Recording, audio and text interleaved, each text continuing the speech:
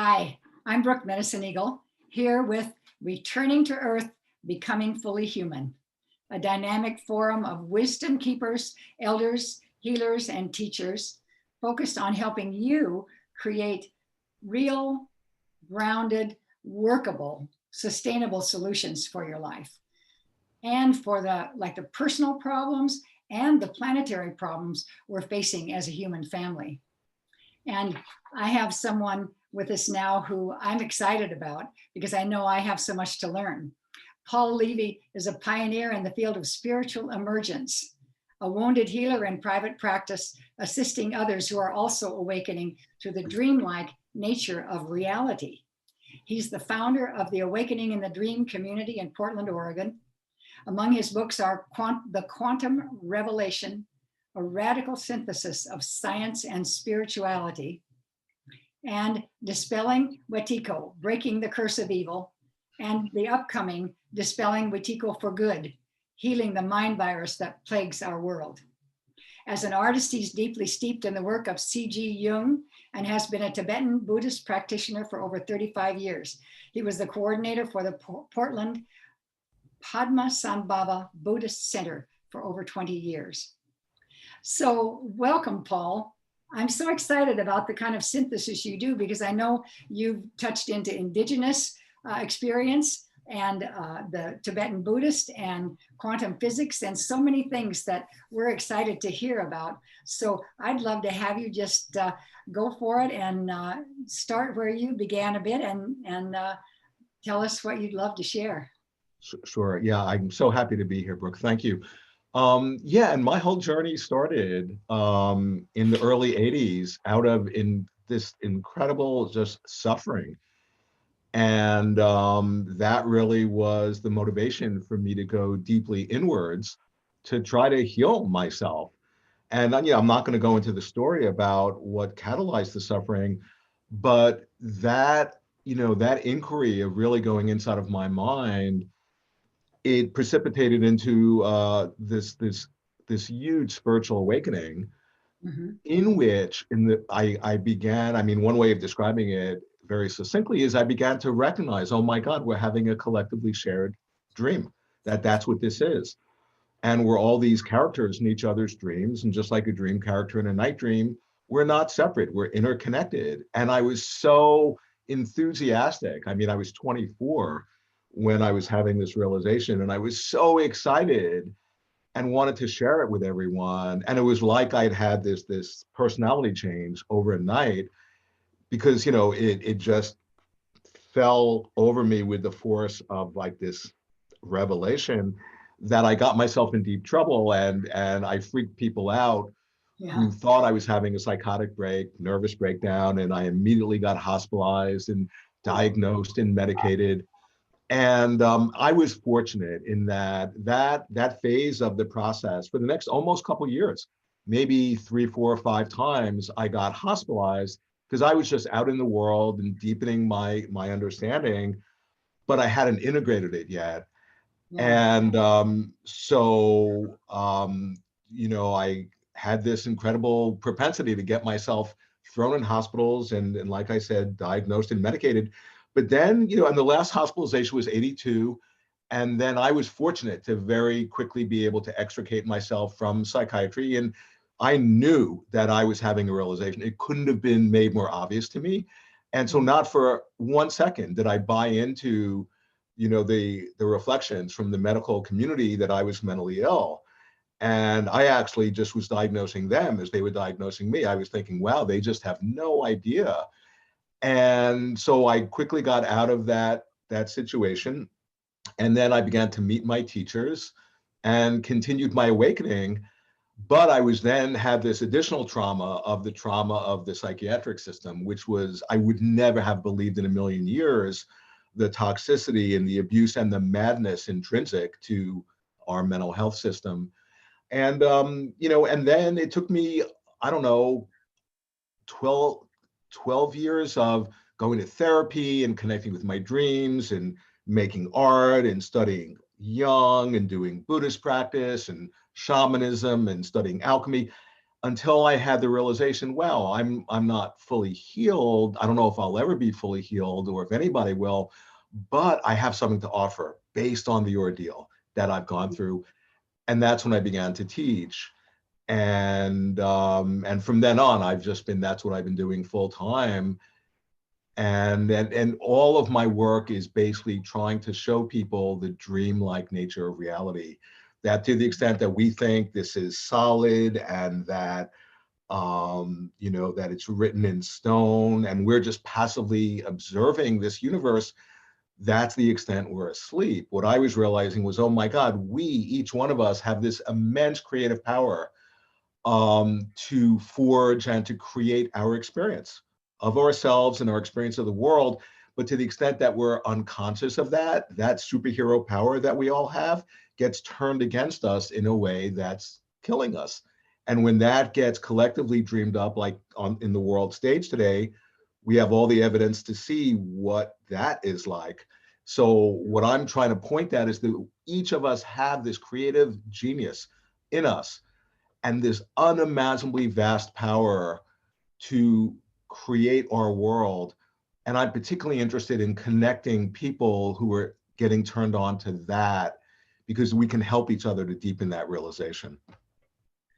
Well, I'm so glad you're sharing about your past and even your challenges with being thrown in psychiatric units and stuff, because it seems like we've gotten to a place in the world where, there's a certain set standard that's so rigid, and that people who, I mean, there's, I guess, a lot of literature out about this, but people who have these awakenings don't have much help integrating them. Instead, they're called crazy.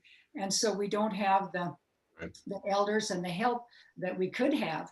But I think it's encouraging to people to know that even though you got yourself in trouble of all kinds and had these kind of issues, have been able to come out of that and heal your way into a place where you have so much to offer. Yeah, no, I just really appreciate that because, when I was in the middle of that, my entire world, every single person, they all were reflecting back to me, Paul, you're mentally ill, you're in denial of your illness, you just have to own that you're going to, because all the doctors were saying, I was going to be having this mental illness till the day I died, and I was going to have to be on medication. And, and what saved me is that I knew. I mean, it could, like I said, it couldn't have been made more clear to me. And, and it had this tragic aspect because my parents, I'm the only child, and my parents, when they passed away, they had bought into the psychiatric, because in their world, a doctor was an authority figure who had, knowledge. And they totally subscribed and bought into what the psychiatrists were saying. And then when my parents died, the rest of my family basically, excommunicated me. So I haven't had a family for like close to 20 years, but I've conjured up this amazing soul family of people all over the world and just really close friends. And, but how come I say that is that, yeah, it had a shadow aspect to it. It was not an easy initiatory ordeal. And there are so many people, I think, who are maybe in the backwards of psychiatry who are having a shamanic initiatory process, a spiritual awakening, but it's not recognized.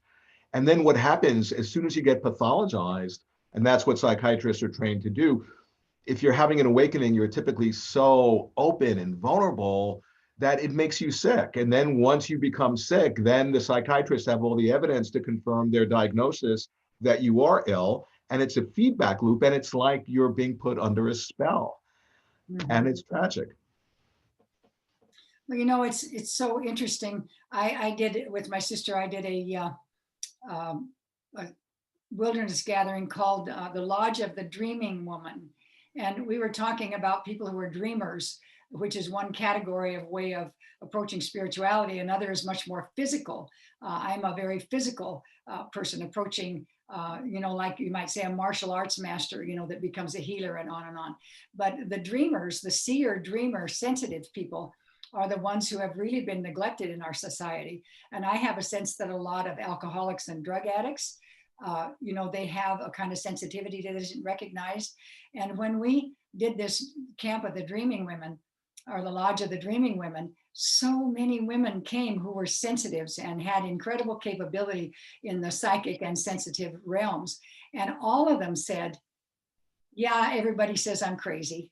And I don't get a chance to use, or nobody's helped me to develop my capacities. And that was so sad to me because it made me think of the old days when a king not only had like um, a financial government kind of counselor, he had a spiritual counselor. He had the Right. sage, and that sage to me is that other side, is that dreamer, visionary, psychic, intuitive side that is so lacking in our culture today. So I'm really glad you're bringing that kind of thing forward.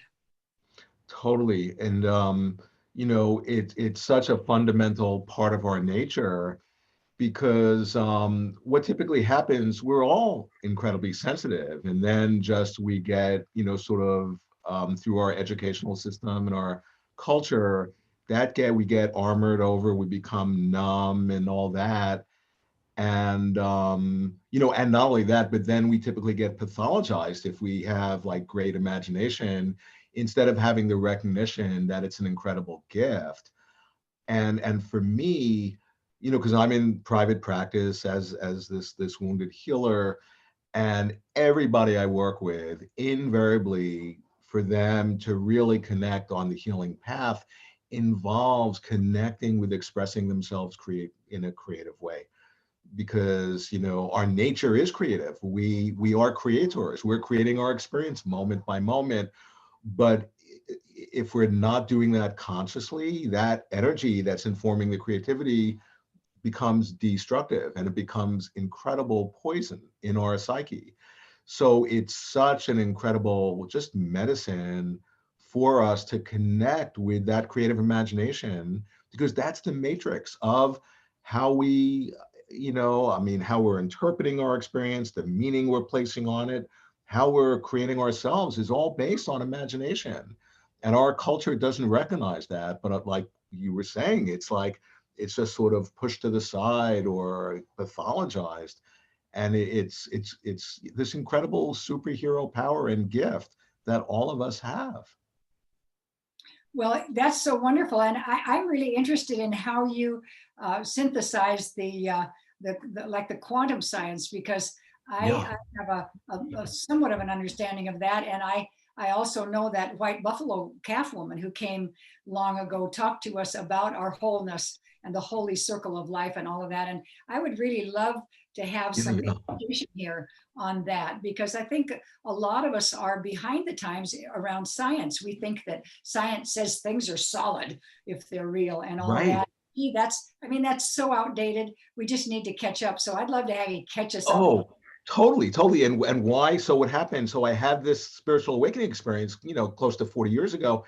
And then at a certain point, I began, I came in contact with quantum physics, and I began to realize, oh my God, what they're articulating, what they're discovering, it's an actual description of the realm that I had fallen into and was experiencing.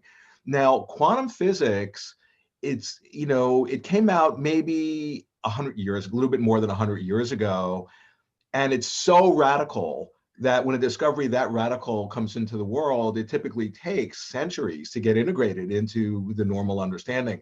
Mhm. And one way of understanding it is that before quantum physics came on the scene, science thought this world existed objectively, okay, and that we were just passively observing it, trying to understand it. And all of a sudden, quantum physics comes in, and it empirically proved, no doubt whatsoever, that there is no such thing as an objective world, that the world that pre-quantum physics was studying didn't even exist, that there's no such thing as a material objective world. And not only that, but the act of observing this universe actually influences the universe observed. Okay, that's the rabbit hole that I went down in my quantum physics book, because what that means is that the act of observation is creative. We're not just passive observers, we're participating in the evocation of the universe. We're part of the equation. So the act of observation is creative. Okay, and what that means, that's the description of a dream. So the quantum physicists had tapped into the dreamlike nature of reality. And quantum physics has empirically proven 100% that we are having a collective dream. That's what's emerged out of quantum physics. And even more than that, I mean, that rabbit hole, when you go down, it's like a psychedelic in the sense that it so expands your mind. Because when you really take in, wait, this world being objective, there is no such thing as objective. If I think the world's objective, it's nothing other than a thought. It has no correlate in reality. Well, wait a second. If there's nothing objective out there, then what happened to the subject? What happened to me? I, as a subject, need an object to be in relationship to in order to be a subject. If there's no object, then who am I? Okay. So all of a sudden, quantum physics promoted itself to become a spiritual path. In other words, it's shedding light on who we are. Okay. And the implications are so enormous because it's basically pointing out that, I'll just give you an example. A quantum entity exists in a state of potentiality in any and every possible state it could ever exist in up until the moment you observe it. When you observe it, all those possibilities disappear and it actualizes in one particular manifestation. Okay. And all the ones that disappeared, like they went into a parallel universe. But what that means is that, so the act of observing collapsed the wave function, so to speak, and then all the possibilities actualize into one manifestation. And that's the world we experience. And that process is happening each and every moment. But what that means is that even if one of those possibilities that's ridiculously highly unlikely, that could be the one that manifests this next moment. And what that means is that even the fact that our species could actually have an awakening, that in the collective unconscious of our species, that maybe you or me or one of our listeners could, in this moment, have an awareness and have an understanding of the dreamlike nature of reality. And that might be the moment that catalyzes a global awakening in the collective unconscious where our species, it reaches the critical mass and we actually evolve instead of destroying ourselves. Quantum physics is saying that's within the realm of possibility. And that could be this very next moment. And I would want to add, if we're not thinking that, then what are we thinking? Yes, and you know, it really, I began this series with a meditation, taking people to the Great Mother and the dark void and calling light and the manifesting out of nothing into reality. And that creative power was given to us. And it seems like this is what you're saying, is that we are just innately creative, and that what I'm thinking is going to draw the kind of thing I'm thinking out of the Right. quantum hole. Well, can I give you an incredible example? Yeah, it's amazing. Like I just want to give you an example to really help to understand that, because what you're pointing at is so profound. The way to understand this is through the imagination.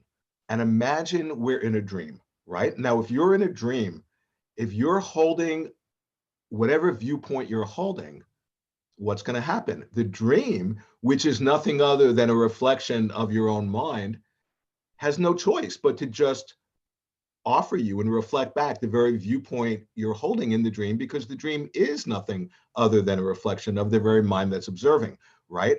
Okay, so as soon as that happens, and that happens, you know, say right now in this moment, then we have evidence confirming that our perspective, our point of view is true, because the dream is giving us all the evidence that's true. So then we become fixed in our viewpoint that I'm seeing the objective reality. And the more I hold that viewpoint, the more the dream, which is just a reflection of our viewpoint, is going to offer us all the proof that what we are seeing is objective. And the more it does that, the more we become entrenched in our viewpoint that we're seeing objective reality. It's a just ad infinitum. It's a feedback loop that's a self-generating feedback loop. We're basically, and the source of that feedback loop is our own mind. And we basically have hypnotized ourselves via the creative power, in this example, to think that the world is objective out there and we have all the evidence we need confirming our viewpoint. And we've literally enchanted ourselves. That's the power of our creative genius turned against us in a way that actually is entrancing ourselves. What I'm pointing at is that when you see that process, that dynamic, that intrinsic power that each of us have, and we're wielding every moment, but most of us are doing it unconsciously. When you actually see that and can consciously tap into that, that's when you become this empowered dreamer, and you have this lucidity. And that's where we can really, when you hook up with other people who are also tapping into that, that's when we can, it's what I call, we can dream ourselves awake. And that's evolutionary. That's what this is all about. And if we don't really, actualize that, then we're just fated to continue to destroy ourselves. Well, it's so interesting. I think for me personally, I found this awakening in a way disturbing or disconcerting, because I thought to myself, well, am I always holding this beautiful dream? Am I always, what conditioning do I have that invites me to think something else, or to feel this way or that? And if that's what I'm thinking, then that's what I'm creating. And so how do I continue then to awaken and be aware and invite this dream in? And I think one of the challenges we have too, maybe you could comment on, is that right now, one of the ways my teachers explained it is that what I'm seeing right now is the past. What I'm actually seeing is the past, because it's what my mind created a minute ago or a second ago. So it's past. So, because my question was, how can you believe something can be different if it's showing itself up this way? And that was their explanation, is that just notice that what you're seeing right now was the past that you created. And right now, you can change that. And Right. that's Well, a wild one to play with. right. That's really trippy. That's really interesting, because I think about, so I'm a, I do Tibetan Buddhist practice. So I spend a lot of time sitting in meditation. And as you were describing that, Brooke, I was thinking, yeah, like when I'm really in the moment and I'll be having whatever internal experience I'm having, it's so convincing that like certain of my inner experiences are happening to me. And I'm just kind of a passive witness or a victim of them. But if I'm really present in that moment, then I'm more and more tuning into, wait a second, I'm participating in the very experience I'm having. I'm actually colluding with the very experience I'm having. There's not something separate out there, objective, that's happening to my awareness. Whatever is happening to my awareness is happening in my awareness with the participation of my awareness. In other words, we get right back to that we are actually somehow having a hand or two in creating our experience. You see, and that's the place of real empowerment when you step into that. And that's why I keep on talking about the profound importance of connecting with that we are creators. We're creating our life. And particularly when you hook up with other people who are also in touch with that, and we realize we're creating this shared dream, but we've been doing it in a way that is not in alignment with who we're now discovering ourselves to be.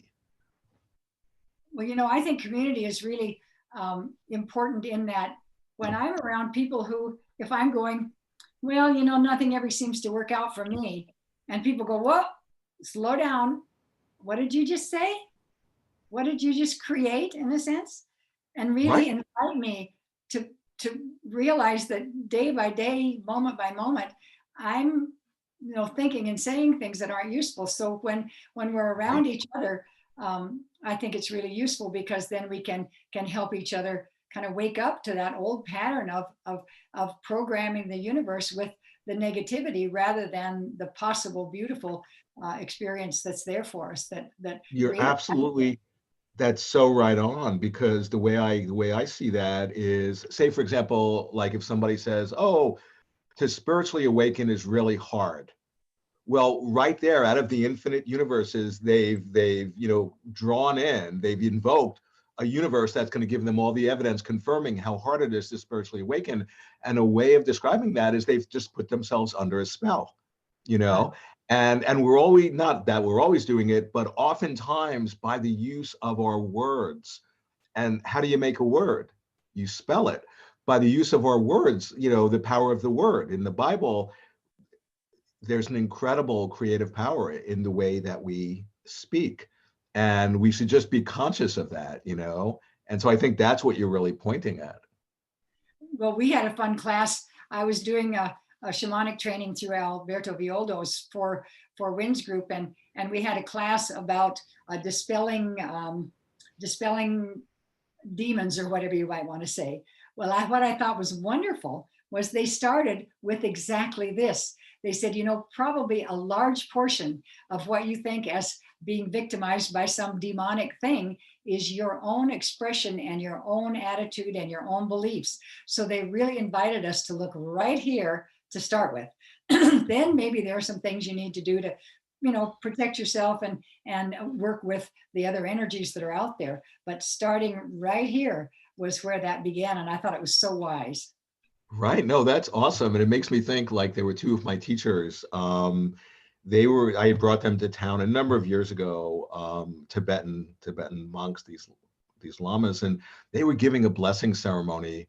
And it was specifically to dispel curses and spells. Mhm. And so we had so many hundreds of people, we almost had to turn people away because everybody wanted to have their spell, you know, dispelled.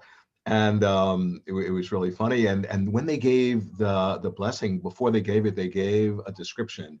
And they said, this blessing won't dispel the curse. This blessing will dispel if you believe there's a curse, because we don't even want to make the curse real.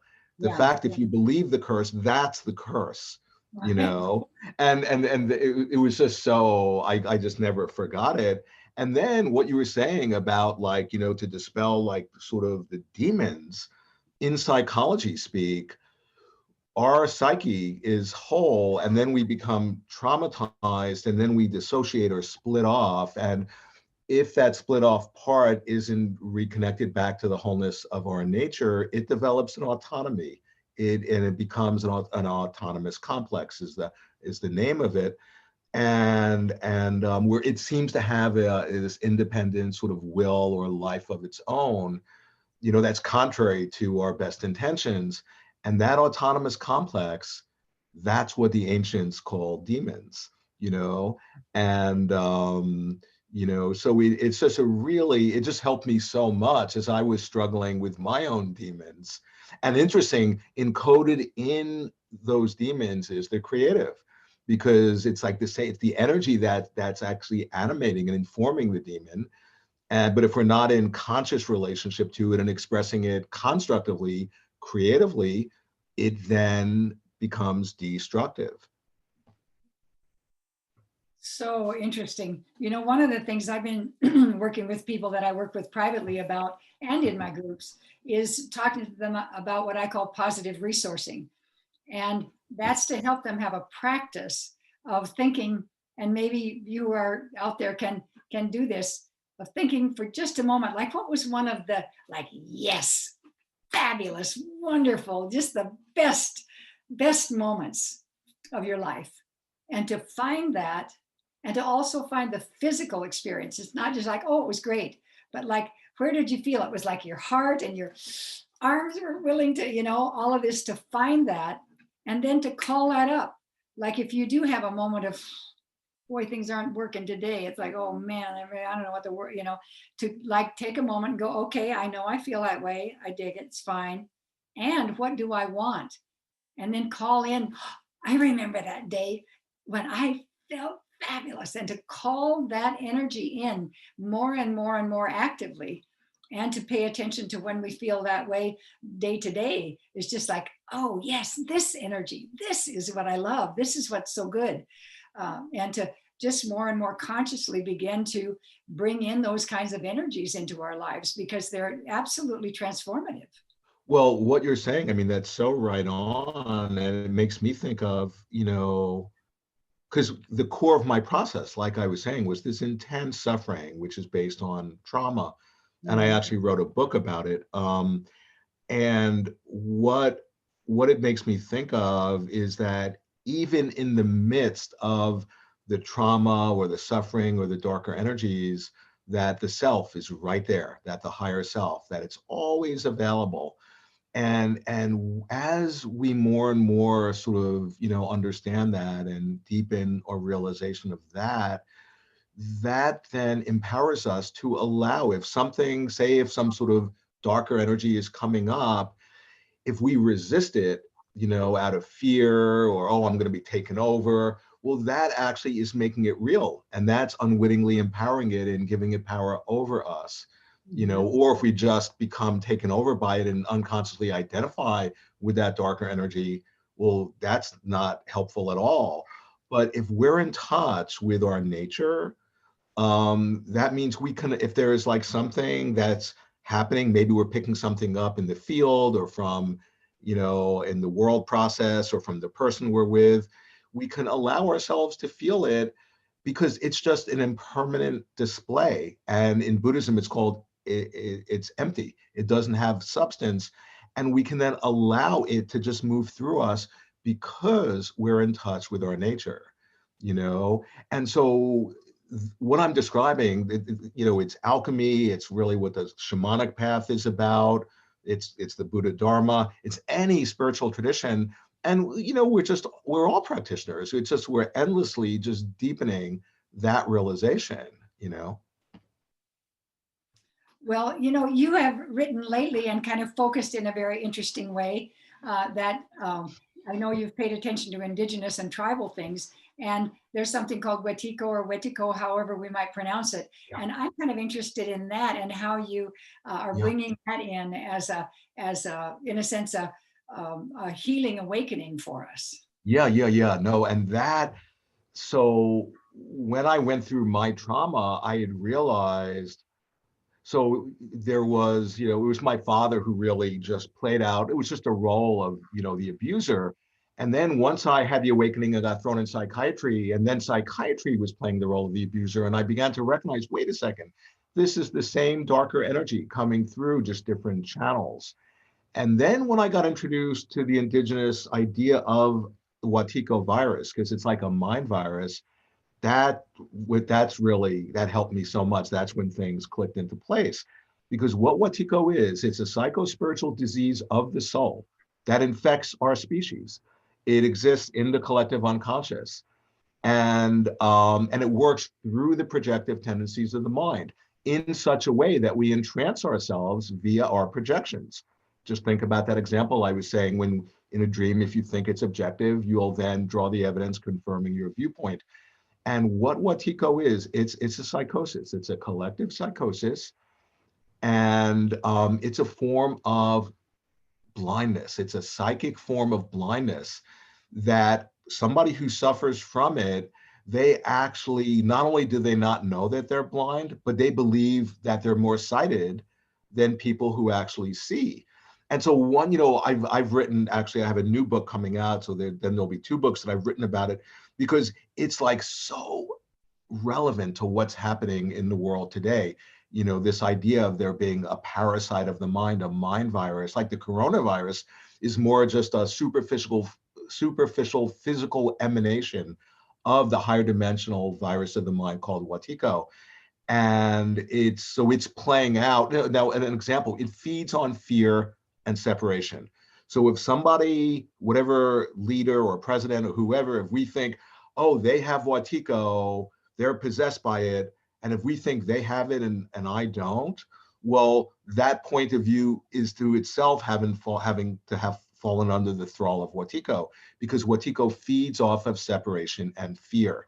We all have it, but if we see that person who's embodying, like they're taken over by Watiko, when we recognize, wait a second, they're just reflecting that Watiko in me. They're a dream character just showing me my own evil. That all of a sudden is the point of view where we're beginning to heal the Watiko psychosis. Now, the thing about Watiko, there are two things that are just amazing about it. Well, there are a number of things. One is it's a quantum phenomena. And what I mean by that, just like a quantum phenomena, like what is the, like here's light, is it a wave or a particle? Well, quantum physics has shown it depends how you observe it. Mhm. Okay. Same thing with Watiko. It is the source of the greatest evil that our species plays out, both individually with each other and collectively. And encoded in Watiko is not only its own medicine, but it's actually helping us to wake up. It's showing us the dreamlike nature. Okay. But if we don't recognize that aspect of it, then it will kill us. Okay.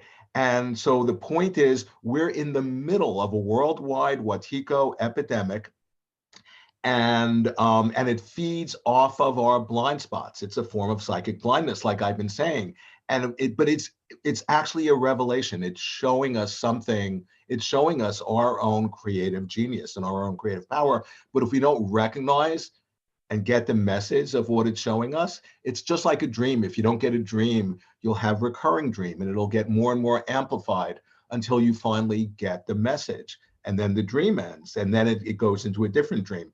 Well, until we actually get the message of what we are dreaming up through the psychic epidemic called Watiko, the dream is just going to recur in more and more amplified and horrific form until we actually recognize what it's revealing to us. One final, if Watiko didn't exist, we would have to invent it. That's how important it is. It's the greatest catalyst for the evolution of our species that we've ever known. Okay. And the indigenous people were turned on to that. So all that I'm doing, and every spiritual tradition, what my new book is pointing out all these spiritual traditions and creative artists and philosophers and thinkers. We've all been articulating Watiko in their own unique creative way. And but if we don't see it, it kills us. But as more and more of us recognize it and we unlock its gifts and understand it's a revelation and it's showing us who we are, we can actually wake up. Well, that's interesting. So we're bringing out of that it says communal psychosis, something that really becomes real in the physical world, and then we have to deal with that. And so then I have a sense. Can I say something about that? Oh, I'm sorry. Go. Go ahead. Yeah. So, because the one of the most amazing things about Watiko, it's an inner disease of the soul. It's a psycho-spiritual disease of the soul, right? And yet it has a magical ability to somehow extend itself out in the world and configure outer events so as to synchronistically express our inner state. So if you just think about that for a second, so the outer world is actually reflecting our inner state. Now, think about what Christ said in the apocryphal text. You enter the kingdom when you recognize the inner is the outer. Well, what type of situation is the inner and the outer? Are they reflecting each other? That's what a dream is.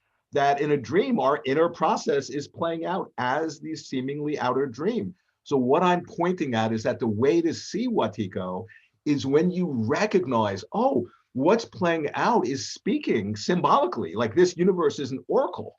And it's actually speaking in the language of symbols, which is the language of dreams.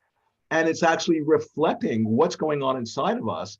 So that's one way of seeing Watiko. The second way is when you actually realize, wait a second, if this is a dream, we're not separate. We're dream characters. We're interconnected and interdependent.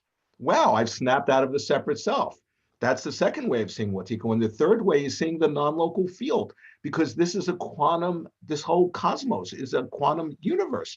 It's quantum. You see, quantum physics was the inquiry into the microstructure. What is the building blocks of this world? And they discovered that, well, not only is there nothing physical, but at the bottom root fundamental foundational level, there's nothing but consciousness, and that every level of this universe is quantum on all scales. And a quantum universe is whole. There's no separate parts. And that's the non-local field in which we're all contained and which is informing all of physical manifestation. So seeing the non-local field, seeing through the illusion of the separate self, and seeing the dreamlike nature, those are three interconnected aspects that help us to see Watiko. Well, interesting. Now let me ask about this. So I've had a sense that the reality of of the COVID experience is that in a way I would call it, excuse me, something like a fever. A fever, it's like we don't want to try to kill the fever. Right. We focus just on the fever.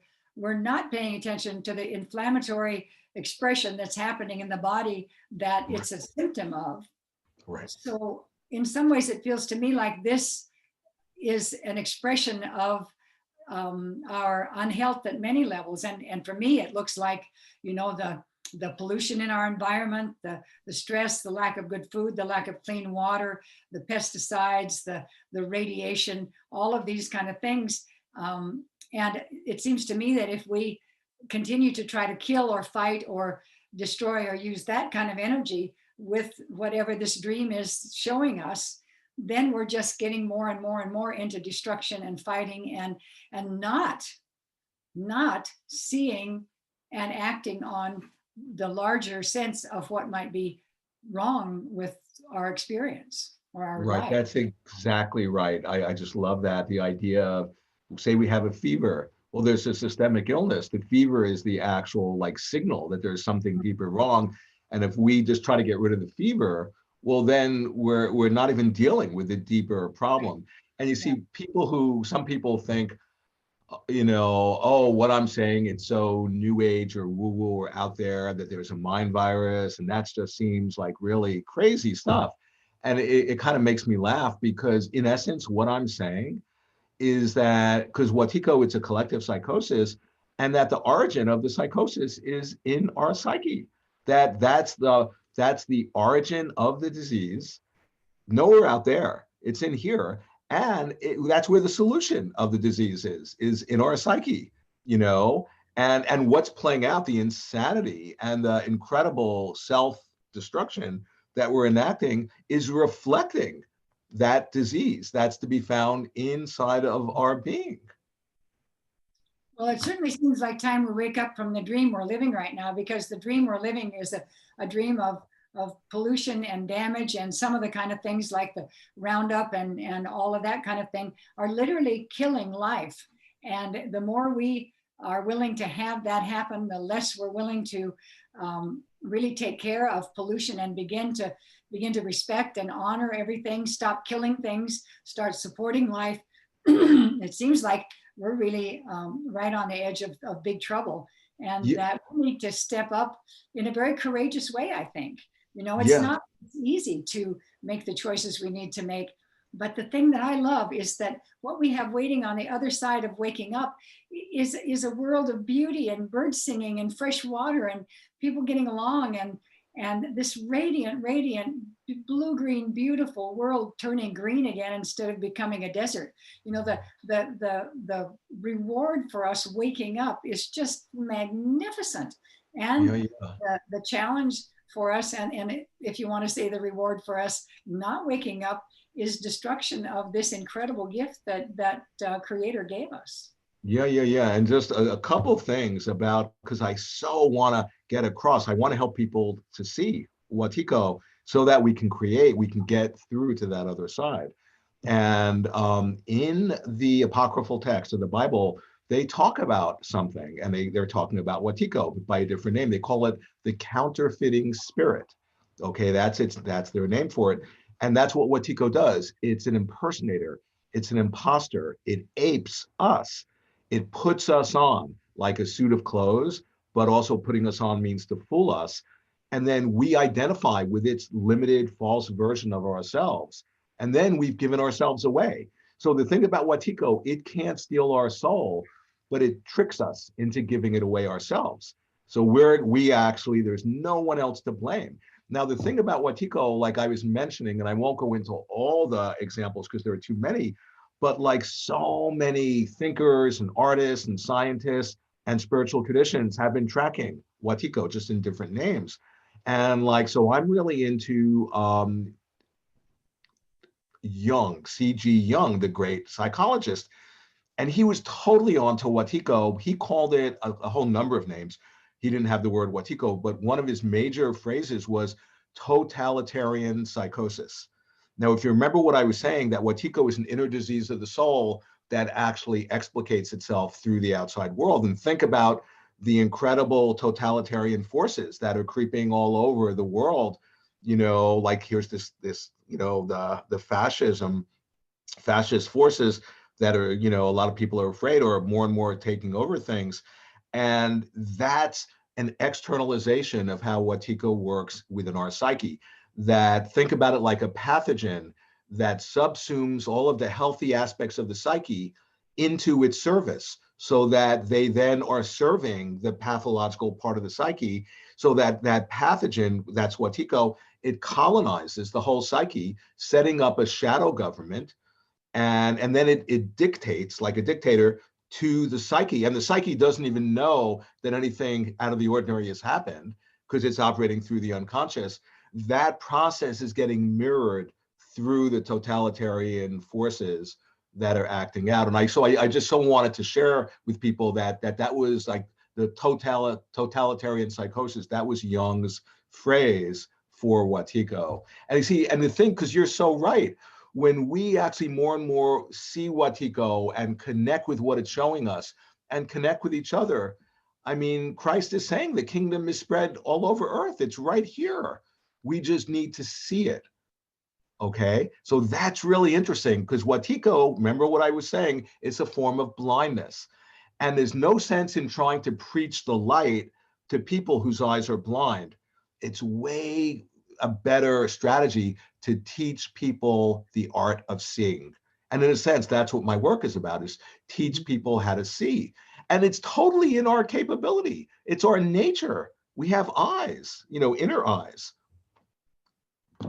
Well, it's exciting, and it's so interesting. I feel like we're trying to get a hold of these things that seem incredibly esoteric, but yet they're the sort of the most grounded thing we can do. It's an odd paradox. Totally. But anyway, I think we're coming to the end of our time here, but it's really been wonderful to talk about these things. And is there any last thought you have for people about that kind of just really practical?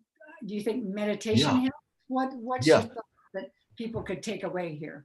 No, I appreciate that. And for me, when we have the realization of the dreamlike nature and see the non-local field and see through the illusion of the separate self, the energetic expression of that realization is compassion. And like in Tibetan Buddhism, they always say, if it's a real awakening, it's always the co-joining, the combination of two factors of emptiness and compassion. And emptiness, that's lucidity. That's having the recognition of the dreamlike nature. But what Buddhism is saying is that if it's a real awakening, you never have lucidity without compassion. And if it's a real awakening, you never have compassion without lucidity. The two always reciprocally co-arise. So what that means is that if people want to really deepen their realization and stabilize their lucidity, cultivate compassion, real compassion for all beings, including oneself. And so that, I think, would be like my parting words. All right, what a wonderful thing. I like the compassion, because calm is together and passion is this amazing, wonderful experience. And really, it speaks of the wholeness coming together in this vital, exciting, joyous, wonderful experience that only happens together when we are compassionate. Totally. That's beautiful. Wow, thank you. Right. Well, thank you so much, Paul. I really appreciate it. And I know our viewers will appreciate this and the gifts you're going to be giving them. So be very well, and hopefully we'll talk again one of these days. Thank you. Yeah, I just so appreciate your invitation. Thank you so much, Brooke. Really, thank you. You are welcome.